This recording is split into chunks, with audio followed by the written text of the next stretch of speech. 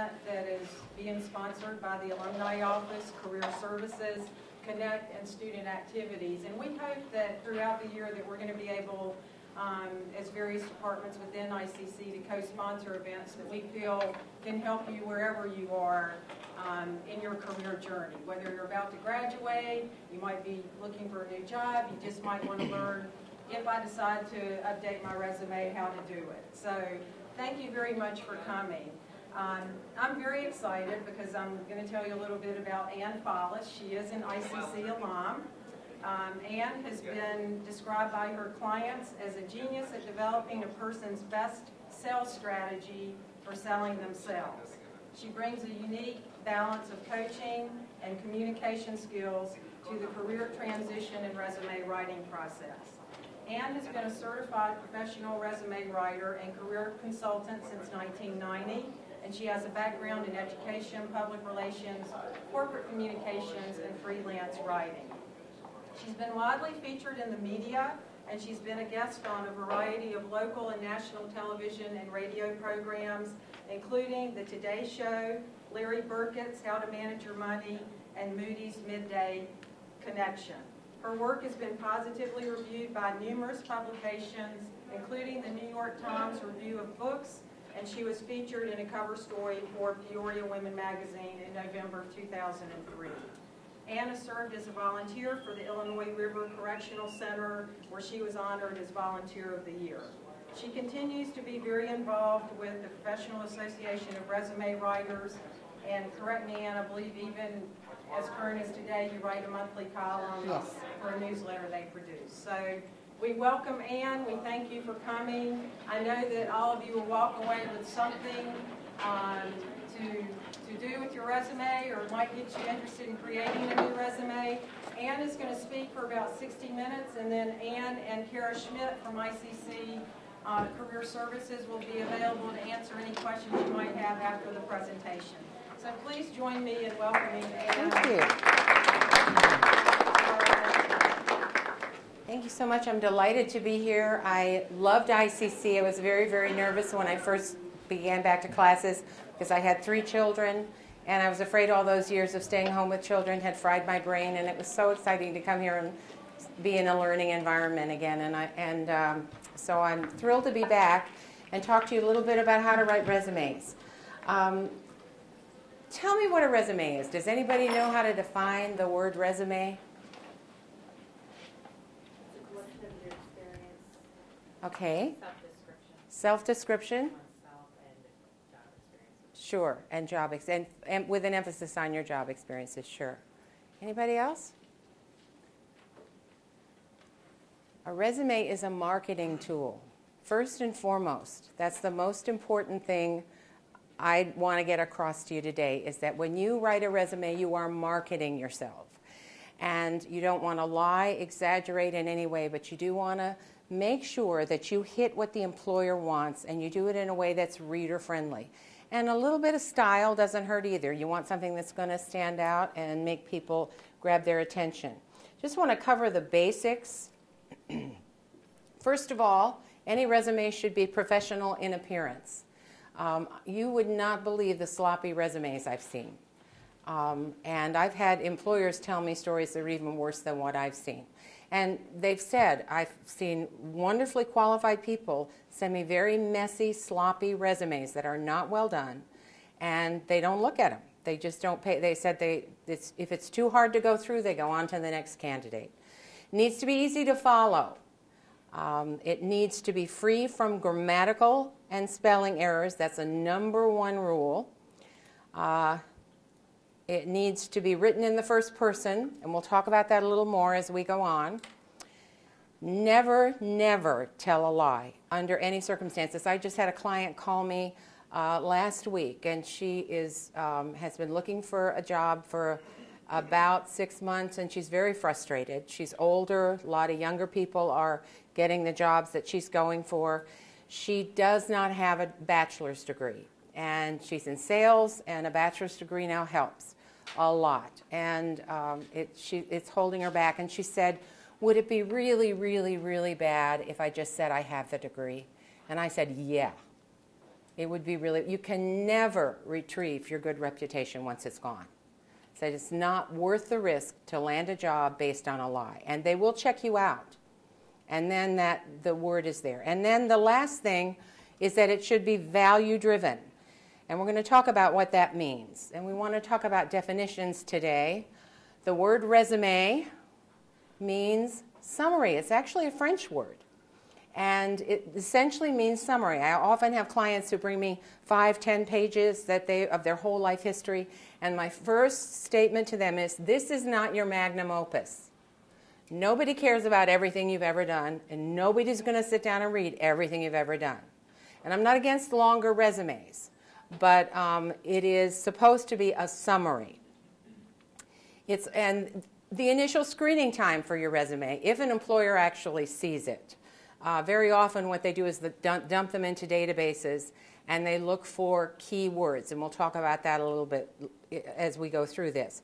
But if they happen to pull your resume out and they decide to give it a little screen, how much time do you think you get for the initial screening before they decide whether they want to look at you more seriously or dump it into the big round file cabinet?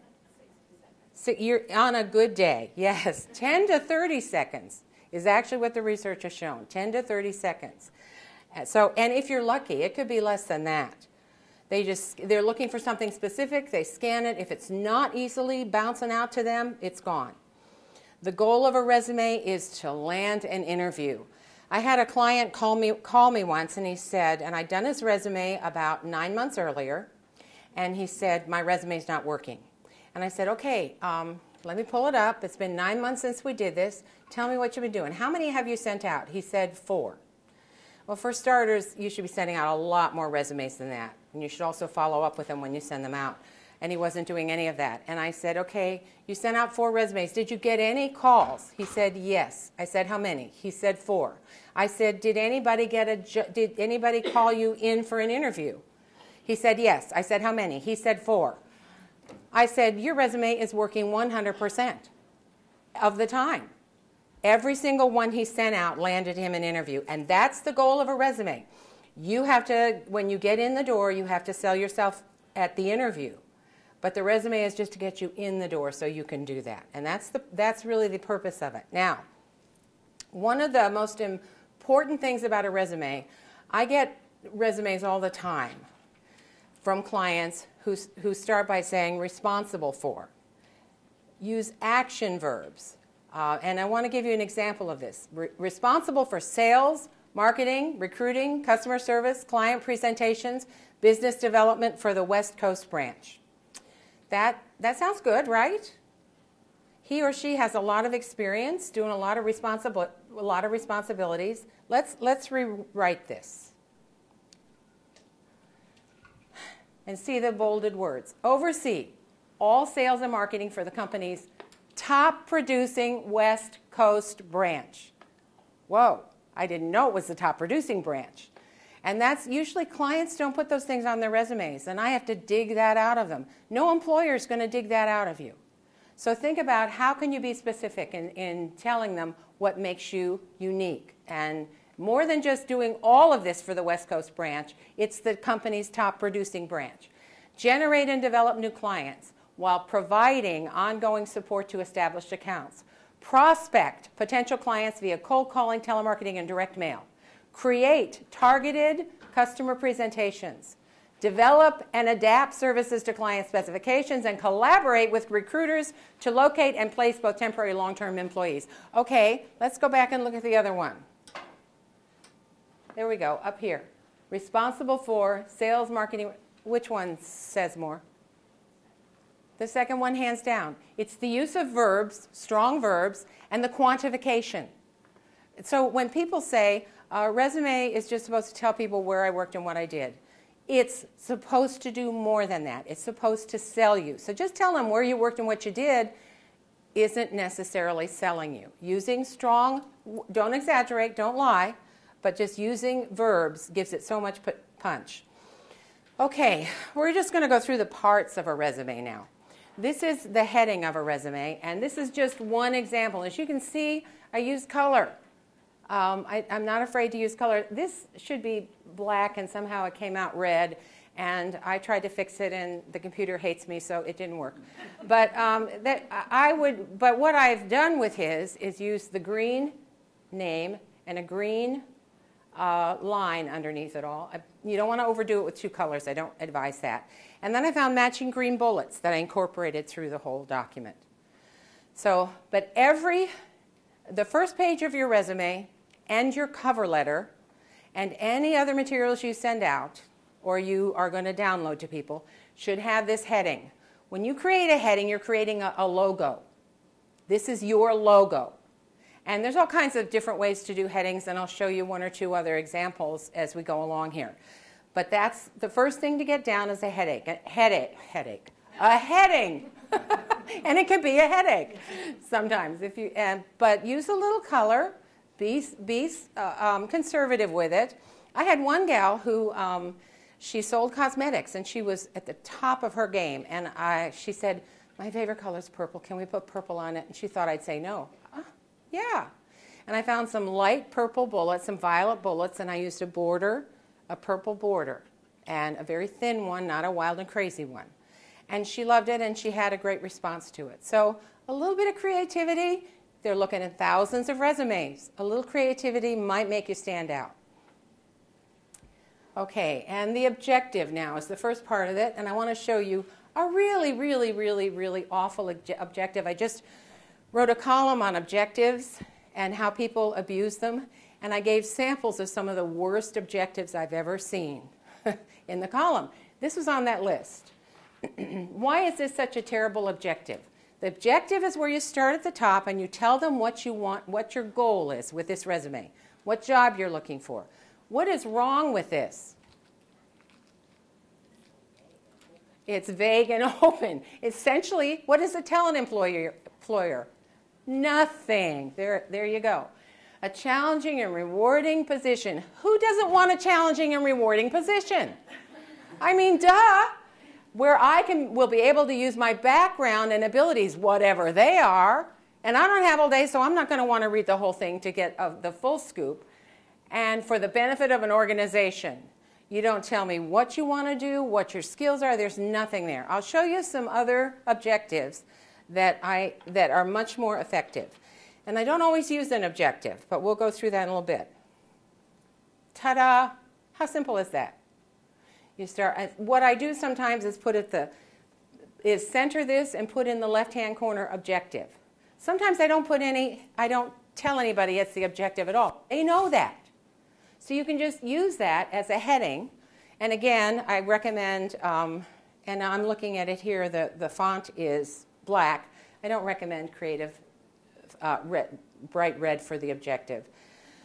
Here's another one. And you can see how it gives some flexibility.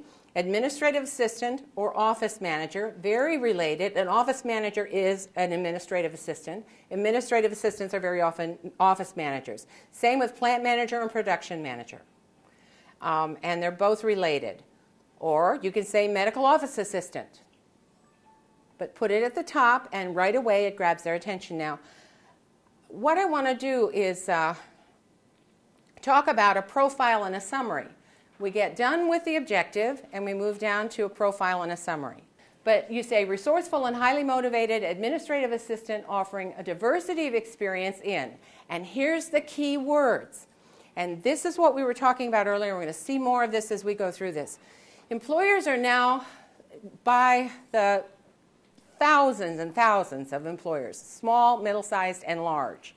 They are dumping their resumes sight unseen into ATS software. That means applicant tracking software. Just dumping them. They don't even look at them. Human eye does not see them. And then when they have an opening, they put in a bunch of keywords. You can find out what those keywords are going to be if you find the ad online, because they will be included in the ad. Now, they won't say, these are the keywords we'll be looking for in your resume. But they will say, we're looking for somebody who does this and this and this and this and this. And wherever that's true for you, find a way to put those keywords in your resume.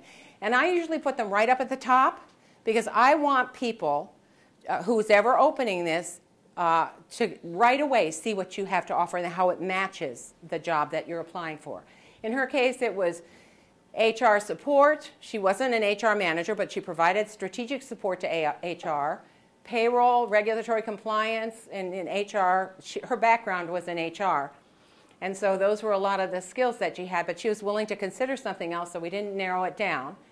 It's customer service, new system testing, implementation, and support. Cross-functional team participation, that is one of the most important keywords anywhere today. Employers today have specialists and subspecialists and sub-subspecialists and sub-sub-subspecialists. So nobody can understand the whole big picture anymore because nobody's that smart. They've gotten to the point where things are so complex. So what you have to do is, let's say your function is administrative assistant in the HR.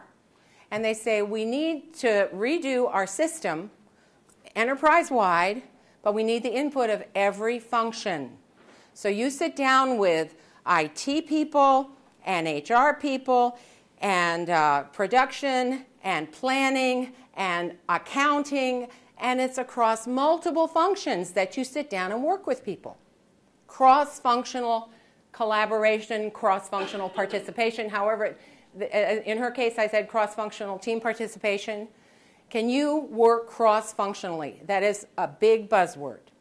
And if it's true in your case, put it on there. And then we've got, of course, new accounts payable, reporting, and record keeping. Okay. There we got the keywords right at the top. We've got, without saying the word objective, the objective is in the first sentence, bolded. Then we go down to talk about her background, working communication with culturally diverse individuals worldwide. In today's multicultural environment, it's extremely important, particularly if you're working for a multinational company. Effective interpersonal problem solving, multitasking, and liaison skills. And again, don't say these things if you are not going to back them up with the substance of the resume. This is just to grab their attention and to get them to look further. And then she can work with a high degree of confidentiality and talk about employee payroll, tax, and medical information. Very important if you're going to be in an office environment. You have to be able to be confidential. Computer literate, and then we talk about Microsoft Office and PeopleSoft software. Okay. I'm going like a train, which I tend to do sometimes. So does anybody have any questions as we're up to this point? Put your hand up if you do. Don't let me intimidate you. I tend to go a little bit fast with things, and people think they can't say anything until I get quiet, and sometimes I don't. So, okay. And this is another way you can do this. Here's the objective up at the top without the word objective. Construction project manager, superintendent. Here's the key words. Right at the top, again, so somebody opens up, they're going to see them. They're sometimes called core competencies, and sometimes I create it so that I call them core competencies. Or key skills, or, there's a whole lot of things you can call them, or you can just put them on there. People know what they are. And these would be things that you would change as you apply for jobs.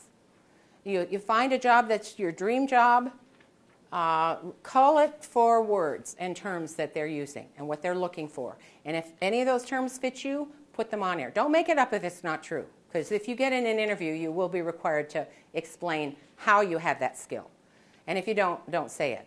But if you do, by all means use it. And then the summary statement, and this is sometimes called a branding statement. What you put at the top. I call it a profile, a summary. But this is sometimes called a branding statement as well. It's creating a brand for you. And offering extensive background in the management of a diversity of sophisticated construction projects. And it talks about what he's worked on. This is not somebody who comes in and adds a garage if you want one. He has worked in huge projects. This was a 4-page resume, by the way, because it's construction. The kinds of projects he works on are critical. The details of those projects are critical. And it went to 4 pages, no apologies. He needed a 4-page resume. He's been doing this for 30 years. And so we talked about educational institutions, healthcare facilities, correctional facilities. And those are all uniquely very important because they have their own compliance issues. if you do a facility, for example, in healthcare, you have to comply with state and federal and local regulations in terms of the design of things, the layout of things. Even cabinets, if you open them the wrong way so that somebody could get hurt walking in a door with a cabinet door open, I would never think of that. But that's one of the compliance issues with construction in healthcare particularly. And the same is true in education and construction. So it's important to say that he's done all that. He's a strong negotiator. And in his business, you have to be a little tough. In working with suppliers and subcontractors, and a track record of driving projects to completion on time and on budget. Again, don't ever brag like that if you can't back it up in the substance of the resume. But that's what this is. This is going to get them saying, "Wow, this sounds pretty good. I want to look a little further and see if this is somebody I want to look at." Okay? Anybody have any questions as we move along? Okay, and here, sometimes I do decide to separate the objective. And in this case, for an attorney, I use the word synopsis because it's more formal. And so often when I do resumes for people like doctors, educators, particularly at the secondary level, and people in healthcare, we start with a synopsis. I call it a synopsis. And I said in the past, sometimes I call it a profile, a summary. It's still a branding statement. And it should not be in red, by the way. And it isn't. But somehow the computer is translating in red. And we talked about the fact that he's a practicing attorney with a unique combination of business and legal qualifications. He has worked as a practicing attorney. He's been very successful. He's young. Now he wants to take that experience and go into the corporate world. And so what I did was write it expressing the skills that he has. Legal advocacy, research, documentation, and of course trial preparation and settlement negotiations, and those are the key words. And then down at the bottom, I put this in bold, even though in his education section we drew this out. He has a JD, Juris Doctor, which is the law degree, and he has an MBA. That is a rare combination. It's very marketable in the corporate world. And so rather than wait till they get down to the education, which is there too, I put it in the summary or in the branding statement because it's that combination of skills, that combination, that background with a law degree and a degree in business administration that's going to get him the job that he wants. So I don't wait till they get down to the bottom to see that. And you may have something in your history that is really important and you're scared that people are going to skim over it and they're not going to get to it. Put it in your branding statement. You can elaborate on it later. You don't want too much redundancy. You can overdo this. But something that is really, really critical, put it in your branding statement or your summary or your profile if you ever want to talk about it. Okay, we're going to talk about education and training and all the different ways that we can do that. I do want to talk first about whether you put education or experience first. Anybody want to answer that? Which goes first? Education or your work experience? Education. Actually, the answer is it depends. That was a trick question. Sorry, I shouldn't have done that to you. Wanted to see if you were paying attention. Okay, this is the rule on education. First of all, if you are in medicine or in healthcare or in education, usually the education comes first, period. I just did a resume for a nurse with 10 years of experience, and her education goes first. Education and credentials go at the top. But for most people who aren't in healthcare, who aren't in education, the determination of which goes first is which is your strength. If you don't have a lot of real good work experience, but you just got this great new shiny degree, put that at the top. Lead with that. If you're 2 classes short of a degree and you know they really prefer a degree, but you have fabulous experience, start with your experience. You lead with your strength. Okay? So you make that call. What's going to sell me the most? Education and training, and this is how, there's so many ways to do this. I have people call me and say, I don't know how to put my education in my resume. Associate of AAS in Accounting, Illinois Central College, 2008. And by the way, if you're out of school for more than 10 or 15 years, don't put the date on that. You have to put dates on your work experience. You have to. If you don't put dates, they're going to be saying you went to rehab or something, and that you're trying to cover this big block of time. But if it's recent, if it's fairly recent, within the past 10 to 15 years, put the dates on. You show them how young you are. And my concern here is age discrimination, which is very pervasive in this country. I see lots of kinds of discrimination in my job. The one I see the most is age discrimination. So I'm a little paranoid about it. So I would say if this guy graduated from ICC when I did, which was in 1986, I would say axe the dates on the education. That was too long ago.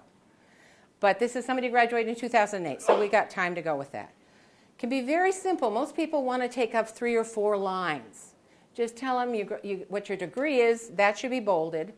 The school you went to and the city and the state and the date.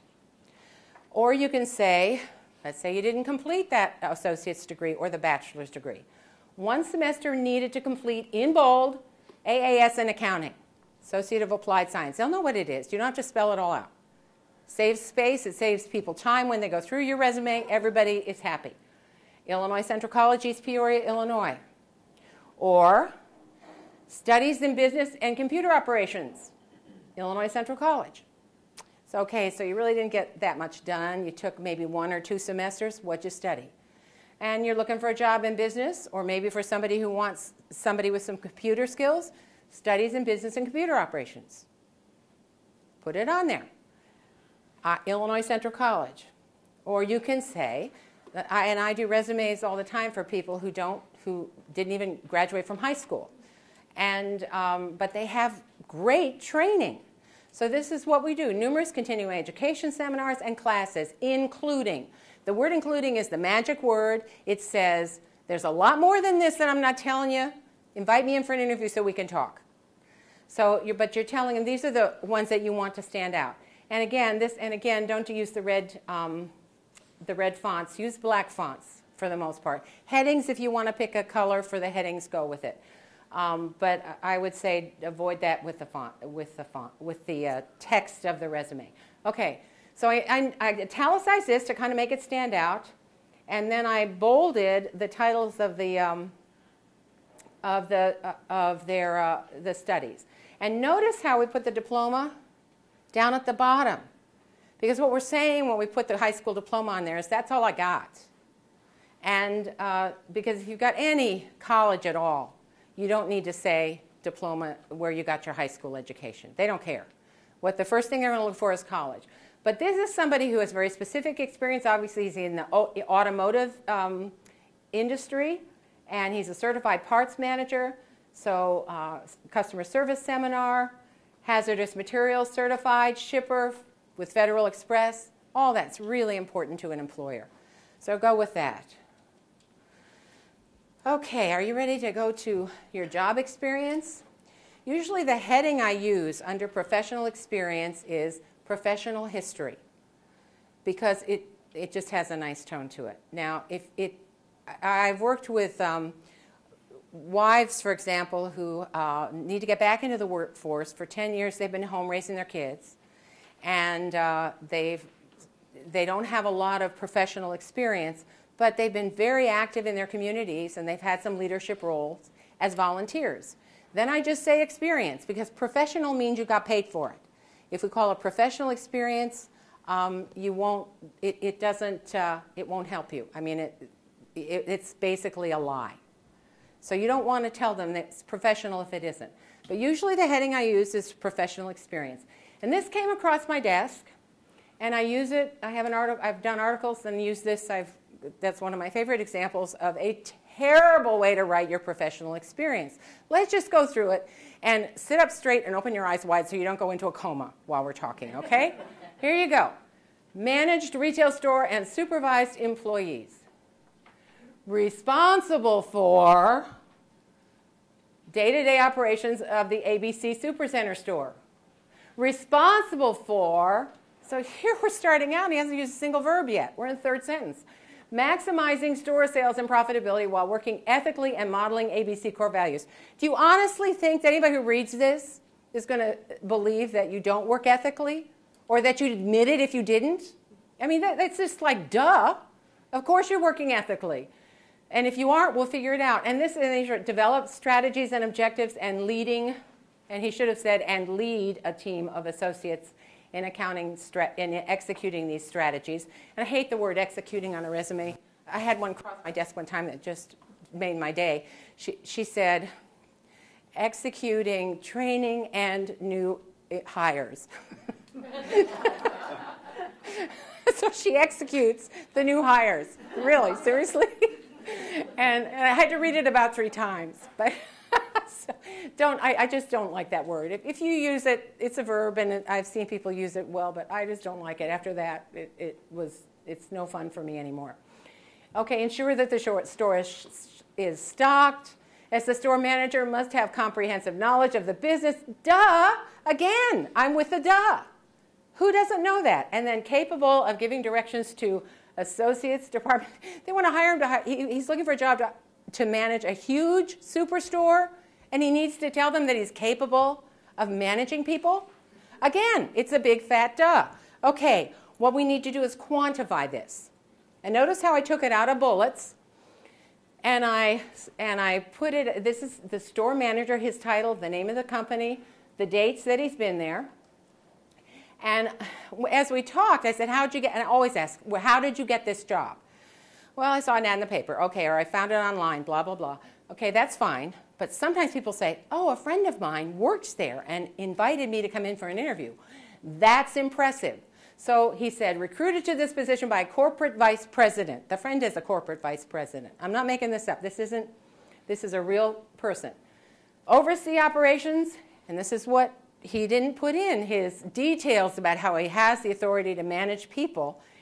He oversee all operations for a 10,000 square foot retail outlet, including full P&L, which is profit and loss responsibility, for a $7 million budget. None of that he mentioned in his deviously bulleted descriptions. He's taken that stuff off his job description, and again, it puts people into a coma. So here, and manage all strategies, strategic planning, sales, cost control, shrink control, buzzwords, keywords, these are all for retail, inventory control, team leadership, community relations, and the direct and indirect supervision and training of up to 500 employees. Now, which one would you hire? I don't want, it's just like a no-brainer. And yet people write their resumes in the most, and let's look at it again. This is just tedious. This is like going to a job. Have you ever read a job description? Have you ever read the whole thing? I've never been able to get through one. And that's what this is reading like. And this reads like, wow, this guy has had lots of responsibility, and we need somebody who can do all these things. Let's bring him in. Okay, and this is it. Quantify, quantify, quantify. And by that I mean, don't just say, I managed a team. If it's a large team, tell them how many people you managed. This is something that I do on resumes now. It's called a challenge, action, impact format. And I don't do this with every bullet. But here's what notice that up here is his job description, but we haven't taken it from his job description. We've embellished it to include the diversity of his responsibilities. Now, let's go down here.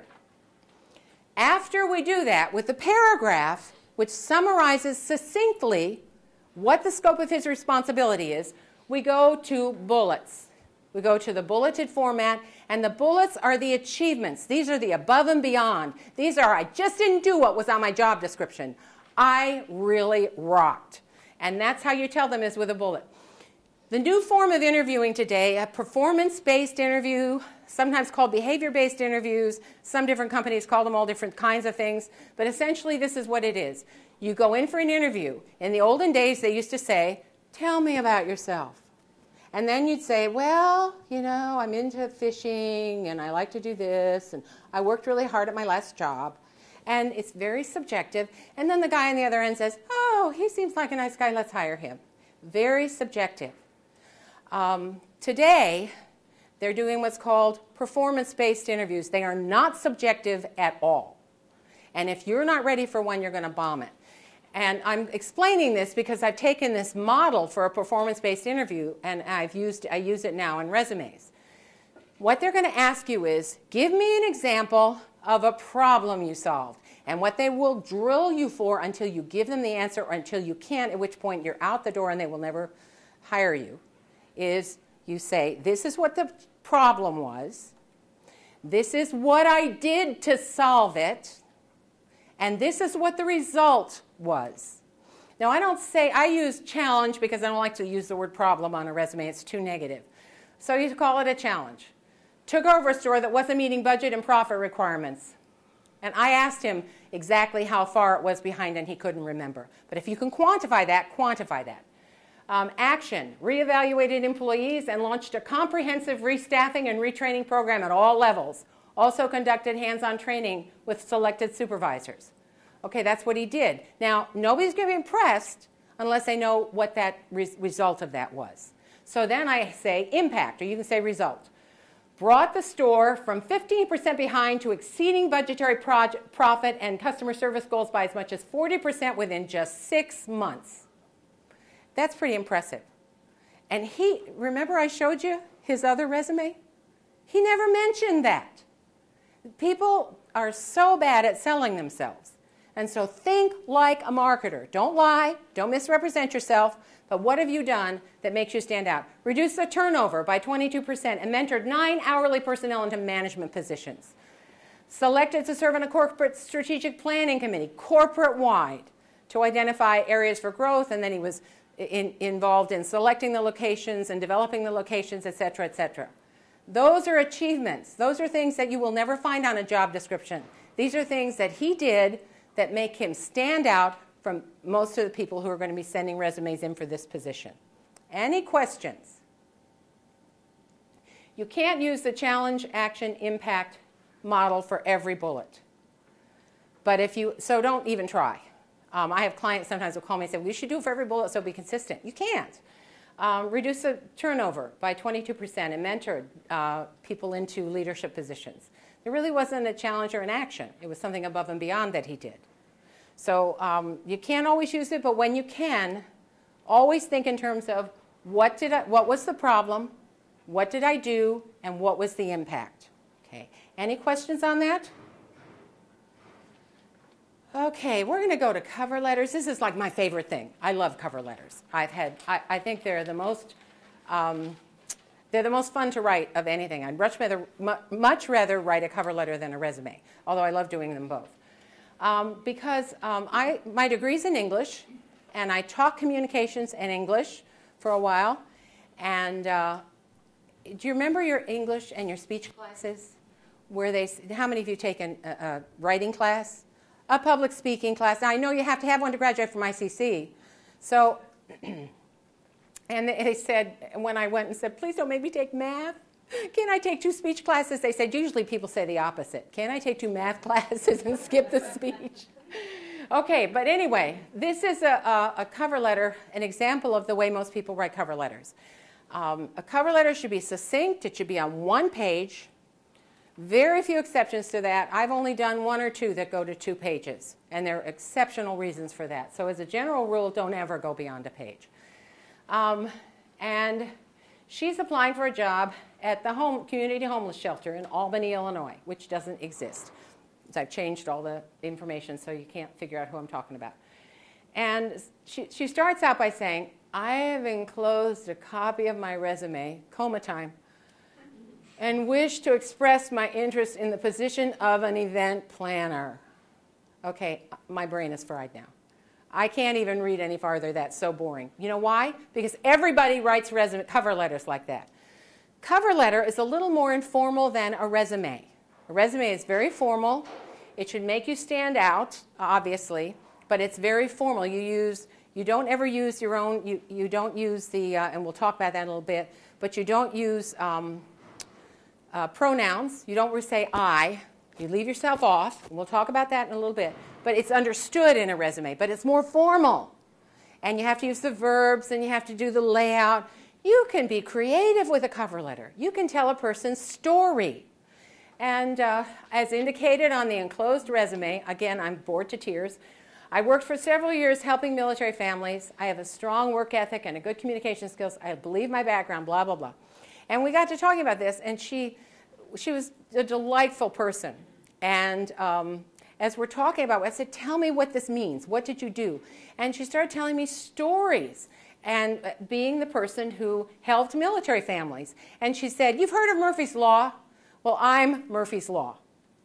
And that was it. That's her cover letter. And this is what we wound up with. This is the start of it. And notice how it's more professional. You really need a date at the top as well. And I put the name of a person. If you can possibly get the name of the person, put that on there to whom this is going. Sometimes you can't. And as Community Homeless Shelter Albany. And then I put event planner position right in the center. So nobody's going to miss this. So it's not, what does she want? What do we do with this one? And I start out with her great quote. Now, you imagine you're reading 1,000 cover letters in a day, and they all say, enclosed is a copy of my resume.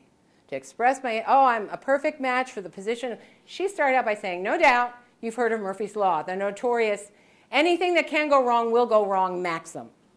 In my last assignment, I was the one in charge of Murphy's Law. As an advocate for military families in crisis, my role could probably best be described as doing whatever was needed to get the job done. You cannot talk like that in a resume, but you can in a cover letter. You can tell your story. Remember those English classes. When you start writing an essay, what's the first thing you put on the essay? What? After the date and your name. That's good. You're absolutely right. You grab attention. You use a quote. Sometimes I take quotes that somebody has. They'll bring me in letters of recommendation, and I find a fabulous quote. One guy,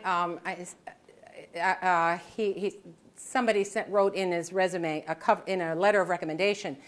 He was great in sales. He could sell ice to Eskimos. And he's the best salesman I've ever seen. He could sell ice to Eskimos. I put that at the top, the very top of the cover letter, under his header. Remember we talked about the header, and then which I don't have on here. But then after that, I put that quote. And he got a fabulous response to that. That's right at the top. Sometimes you can use it as the first sentence. My last employer said da-da-da-da-da-da-da. There's all kinds of ways to do this. In speech class, you don't stand up and say, today I'm going to tell you about, what. By the time you get to what you're going to talk about, I'm bored. You never start a speech like that. You use a quote. You tell a story. There's all kinds of creative things that you can say at the start of a speech. You have less than 10 seconds to grab someone's attention when you're giving a speech. We know here that you may not even have 10 seconds to grab their attention with this. And here's your chance. And people blow it with these really tedious, dull cover letters. And I'll just let you show the bottom half of that.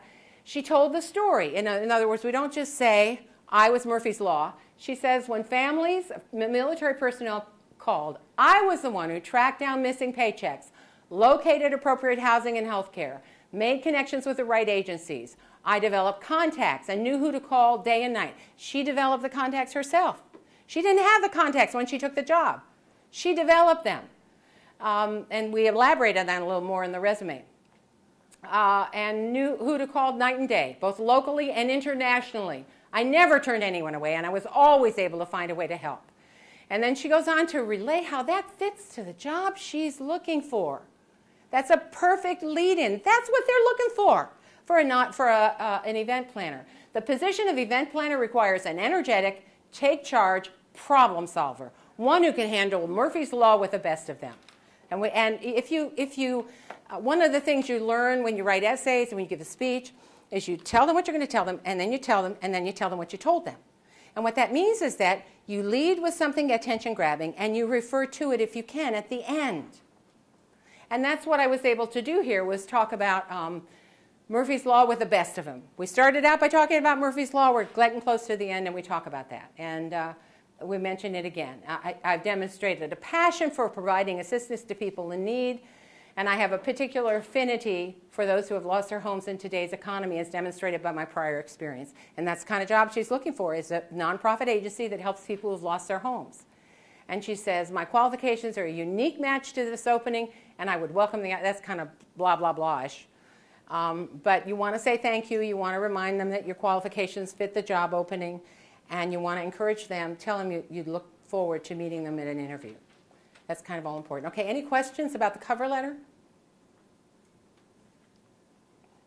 Okay, these are the endorsements we talked about, and there are lots of different ways to incorporate endorsements into the resume.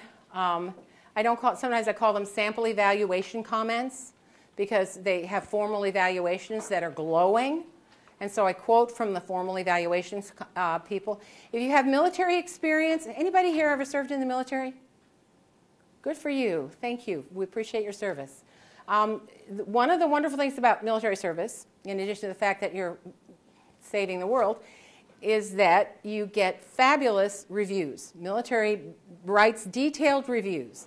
And whenever I do a military conversion resume, and we'll show a sample of that if we have time in a few minutes, whenever I do a military conversion resume, I say, I want to see your evals. And they say, oh, I don't know where, you got to find them. Usually people don't know where they are, and you just got to find them, because those are fabulous. And they tell me stories about what they did, and their courage and their resourcefulness that are just fabulous on a resume. So, but this gal had just a whole bunch of letters from people who thought she walked on water. And I created a separate heading of endorsements.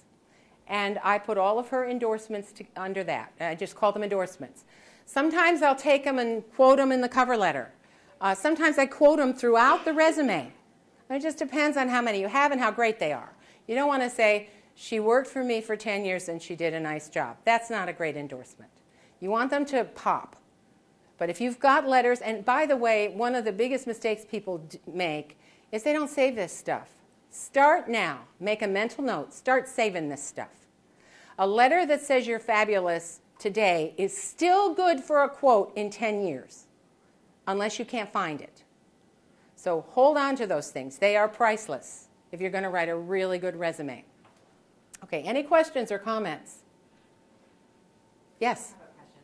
So instead of sending along a copy of a letter of recommendation, you just write them all? Actually, don't send the letter, because that's overkill. Most employers don't want that right now. They haven't decided they want to meet with you. So we tease them. We put the quotes in the letter. Yes. And that grabs their attention. And then bring them with you when you go for an interview. And I even recommend that you use a highlighter to highlight, get copies. Don't use the originals, because you're going to save them. But make a copy and highlight the really outstanding quotes that you want to stand out. And often, even though we've quoted extensively throughout a resume and a cover letter, there's still extra quotes that I wasn't able to fit in. So bring them with you. And then at the interview, they may say to you, well, you've got all these glowing quotes. Can you give me more details about them? Pull out your copies. There they are. So nobody can doubt that you have them. So bring them with you to an interview. At this point, they just want the resume and the cover letter. But unless they ask for more, which is very rare, and usually it will be medicine or healthcare or education where they want more information. And in which case you send it, of course. But unless they ask for it, resume and cover letter is all you send them. Okay, any more questions? Good question.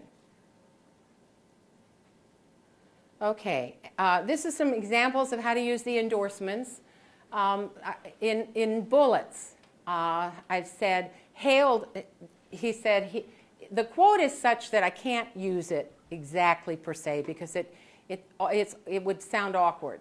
So I put it in a bullet and I say, hailed for standing in the direct firing line of adversarial forces and managing to mediate those divergent interests as well.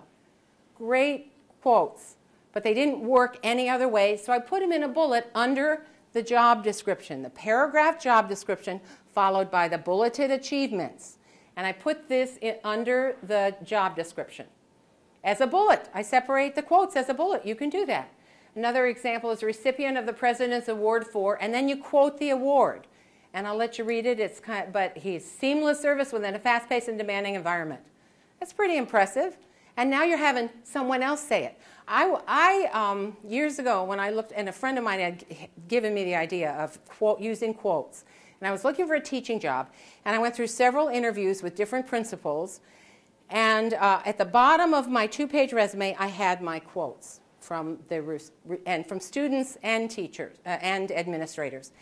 And I would watch, they'd open it up when I was there, and they'd look through it, and they'd look through it, and they'd get to the second page at the bottom with all the quotes, and they'd stop and read it. The reason, and I was really impressed with the way that stood out to people. That was where their attention gravitated toward. Because everything else on a resume, you're telling them how great you are. This is when you have other people saying how great you are. Save these letters of recommendation, all your evaluations, find a place to keep them forever, because they are gold. And here's another one for a cover letter. In fact, my supervisor has praised my, and then we put it in a quote, ability to get things done that no one else seems to be able to manage. My supervisor has praised me for. And that you can, if you have a great quote but you can't find a way to do it, and your cover letter's kind of struggling and you don't know where to go with it, pop the quote in the cover letter. And that's one of the ways you can do it. Any questions? Okay, these are some additional headings that we use. Professional associations. If you're a member of the accounting organization that it gives the CPA credentials, definitely should be there. Community involvement, publications. If you've written something, any certifications, any endorsements. Then that's mostly for education. You're endorsed to teach junior high English or whatever. And leave off. Don't put these on today. When you put these on a resume, you are saying dinosaur, because this is so outdated. And I'm amazed at the number of people who just cannot get past this. They want to put their hobbies on a resume. Oh, but I'm so good with I love nature, and I'm so active, and I'm so athletic, and isn't that awesome? Maybe for some jobs that would be relevant, but for most jobs it's not. And you can bring that up in the interview. Age, height, weight, religion. Don't put that. Your family, anything relating to that, don't put that on a resume. Again, and you're applying for a religious institution, then your religious activities are important. If you were part of a building program for a $6 million church, and you were the liaison to the contractor throughout the whole building program, and they came in under budget, blah, blah, blah, blah, blah, blah, and you did a fabulous job, you might want to put that at the bottom of a resume, depending on what you're looking for. But as a general rule, leave that off. Employers are not allowed to discriminate against you based on your age, your religion, whether you're married or not, whether you have kids or not. That is not supposed to be a factor. And when you provide that information to them, you make them extremely nervous. And because they legally can't ask you for that. And so you're providing it, she's going to come back and charge me with age discrimination. Well, don't go there. Just don't. And by the way, I also recommend not going back more than 10 or 15 years in your work history, if you can possibly not do that. I make exceptions all the time. And there are lots of ways to, people will say, well, I go back about 20 years because really, even though the rule is 10 to 15, a lot of people have 20 years of really good, worthwhile experience. You get past that, these days it's usually outdated, and again, it dates you. So if you're past 40, I don't recommend you go more than 10 or 15 years, 20 at the most. Okay, and then weaknesses is like my very favorite. I got a resume from somebody who had strengths, and they were really well done, and then weaknesses. I said, this is a marketing tool.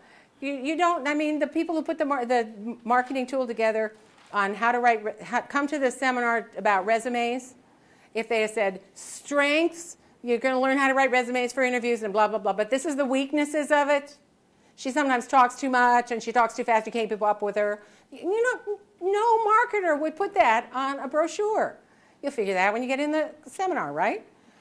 But that's actually, weaknesses never go on a resume. Has anybody ever seen anybody put weaknesses on a resume? Yeah, you have. Okay, I'm not surprised.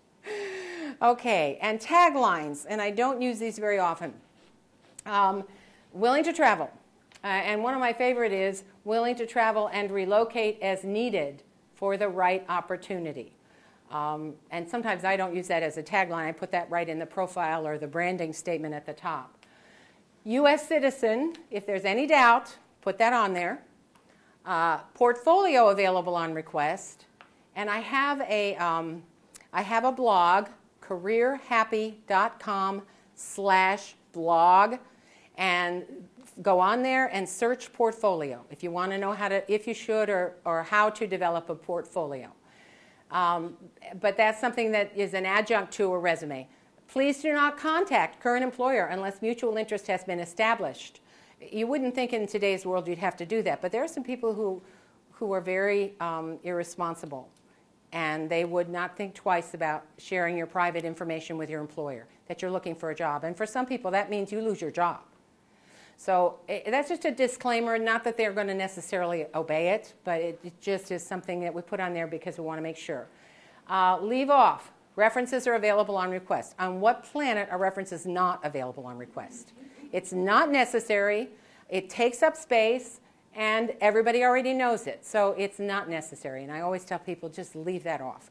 References should be, and I have an article on my blog about how to put your references together and how to use them. And usually you don't provide references until you've established a mutual interest, which is usually at the interview. So bring them with you to the interview.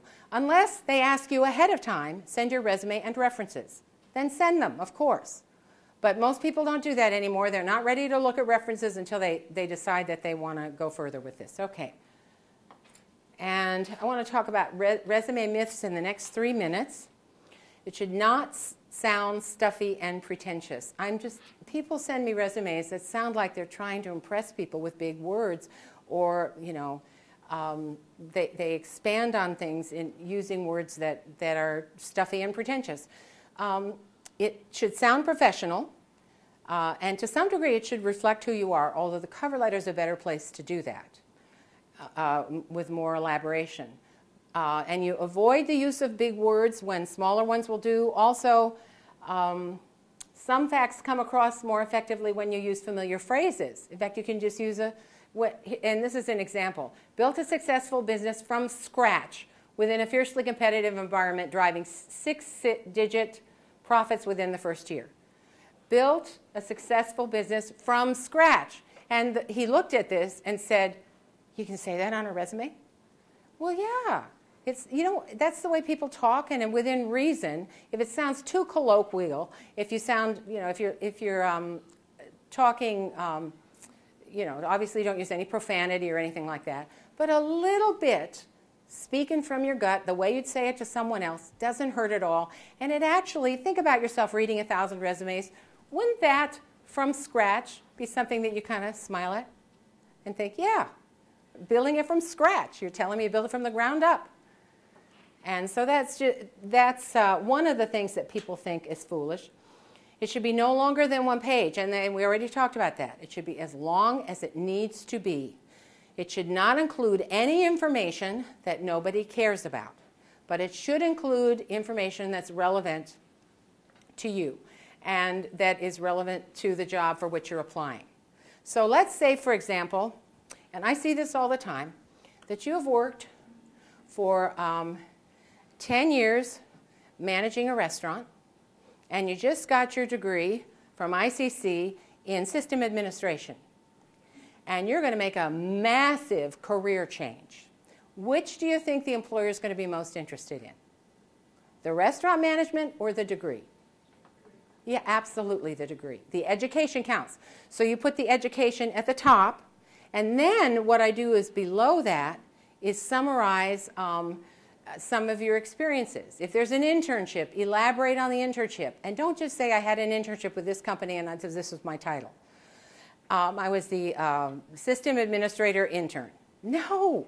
Tell them what you did, what you administered, what the results were. Use the same policies that we've already gone through in terms of focusing on value and quantifying and being more elaborate.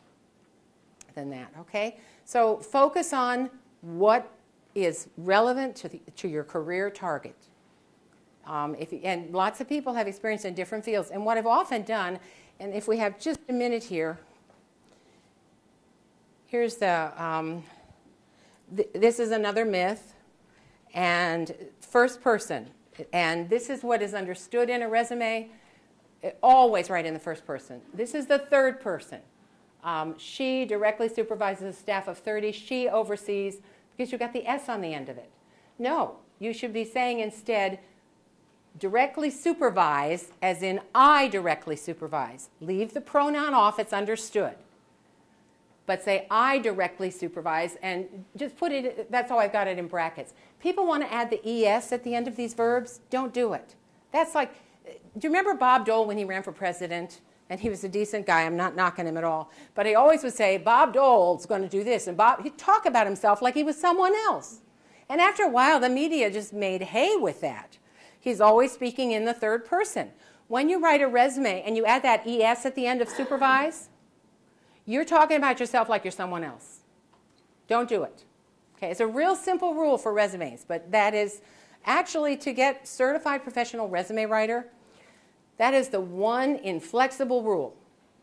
If you write a resume in the third person, you flunk and you can't become a CPRW.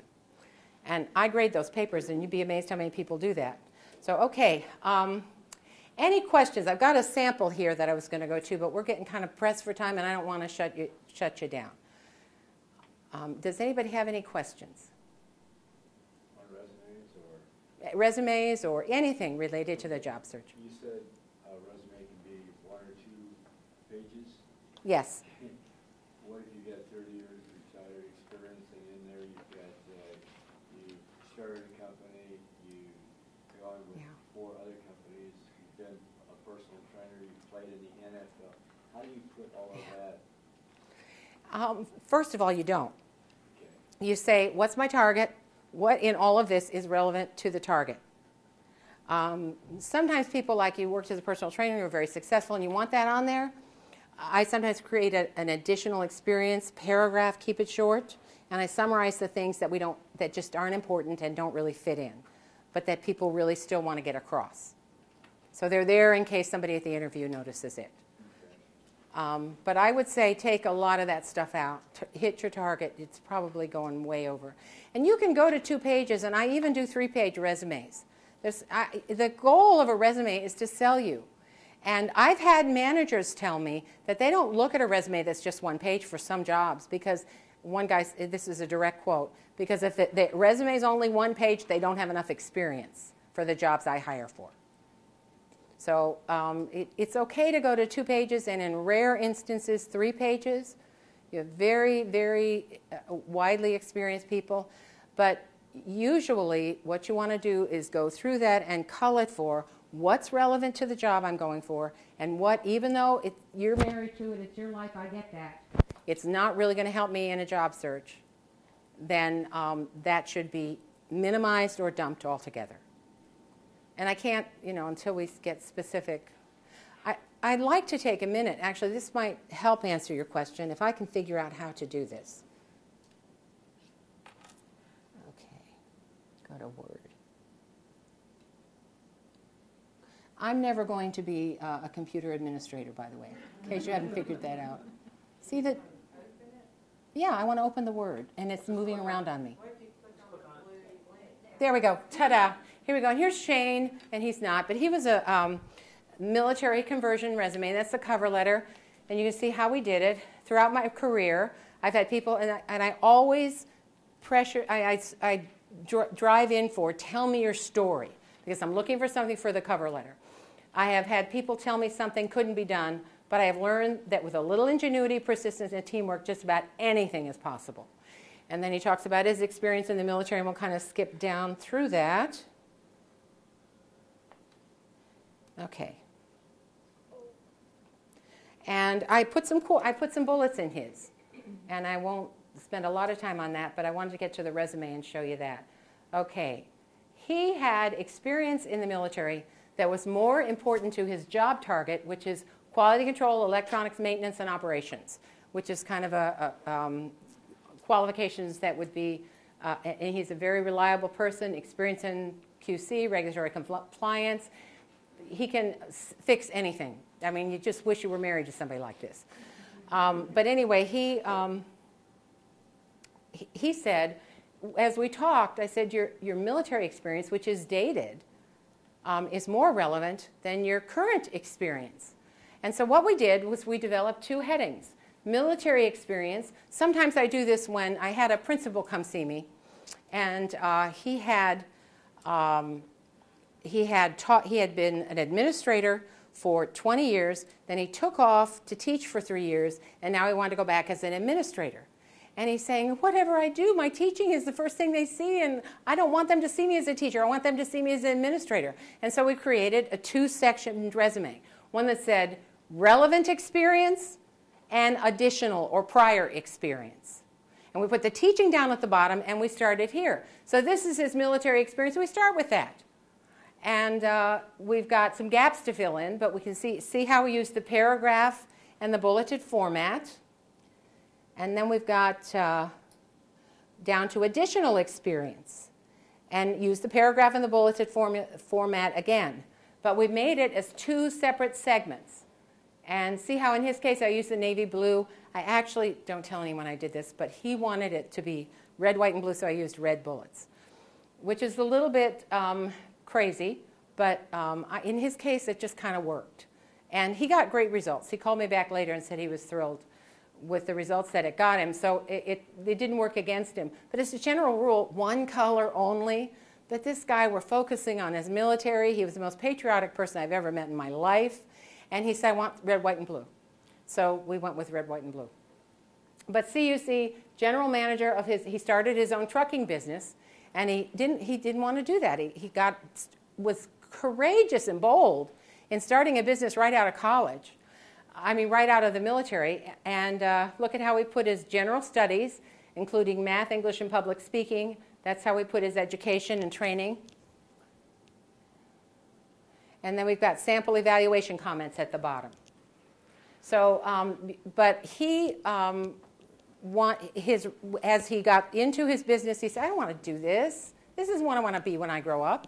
I mean, that wasn't his exact phrase, but he was frustrated, and he said, I want to do something else with my life, and this is what I'm really good at, and this is what I did in the military. And so that's why we focused on the military. Okay? So that, your question got me off into a whole other section. I'm sorry about that. But that's one way to deal with previous experience. You can have relevant experience and additional experience. Keep the additional experience that isn't relevant to your job target short. But that's one way to deal with it. Okay, anybody else have any more questions? I'll invite Kara to come up. Oh, yes, please. And, I'm sorry, I was going to do that and totally forgot. And wow, all I can say is wow. Thank you, Ann, for your presentation. I've personally used Ann just outside of ICC and am happy with the results. And if you'd like to learn more about her, as she said, it's careerhappy.com, and to find the blog she spoke about, /blog, yeah. So it's careerhappy.com, or if you're a member of the Alumni Association and you'd like to have the opportunity to talk with her more about services she offers, under benefits of being a member of the Alumni Association, she offers a discount to Alumni Association members. So Yes, I do. thank you very much. Now Ann and Kara are going to be here because ICC offers resume writing workshops as well. But between the 2 of them, you can talk about what you do, and you may have use them. They're here, and they're very knowledgeable. So please take advantage of it. Thank you. Okay.